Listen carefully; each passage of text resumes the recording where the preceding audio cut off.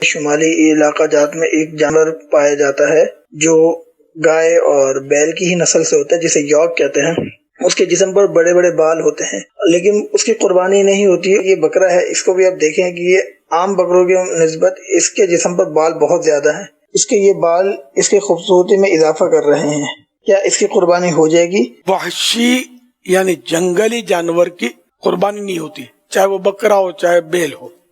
اگر جنگلی ہے تو قربانی نہیں ہوگی۔ اب وہ جو پہلا تو بڑا ہونے کا وحشت والا اس کا، لیکن اب صرف یہ دیکھ کر ایسا کوئی میرے پاس تجربہ تو ہے نہیں کہ میں کہہ دوں کہ یہ جنگلی ہے۔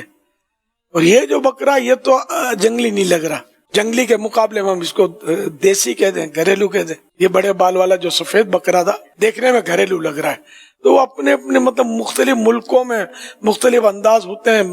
تو یہ کسی ملک کا ہوگا جس میں یہ بڑے بڑے بال والے بکرے پائے جاتے ہوں گے اور لوگ پالتے بھی ہوں گے، اور لگ بھی پالتو رہا ہے۔ جنگلی بکرا تو پال نہیں سکتے نا، وہ تو ہوتا ہی جنگلی ہے۔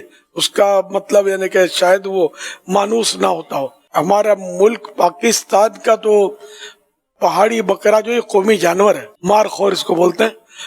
مارخور کے لفظی معنی ہوتے ہیں سانپ کھانے والا، تو عین ممکن ہے سانپ کو کھا جاتا ہو۔ وہ جنگلی بکرے کی قربانی نہیں ہوتی۔ ایک بار ہم بہت سال ہو گئے منڈی گئے تھے، ہم بکرے دیکھ رہے تھے، تو ایک بکرا دیکھا کہ اس کے سینگ غیر معمولی لمبے تھے، بہت لمبے لمبے تھے، اور منہ اتنا سا تھا، اور اس کو دونوں طرف سے باندھ کے رکھا تھا۔ بکرے والے نے کہا کہ ذرا ادھر ہٹ کے اس سے بچ کے رہنا، مار دے گا کہیں۔ میری توجہ تو نہیں گئی، تو پھر وہ حاجی رضا میرے ساتھ تھے، انہوں نے کہا کہ یہ تو جنگلی بکرا لگ رہا ہے، اور واقعی وہ لگ بھی جنگلی رہا تھا۔ تو بہرحال پھر شاید ہم لوٹ کے آئے یا کسی دن گئے واپس، وہ بھی بک گیا تھا۔ اگر وہ جنگلی ہے تو قربانی تو نہیں ہوتی جنگلی جانور کی۔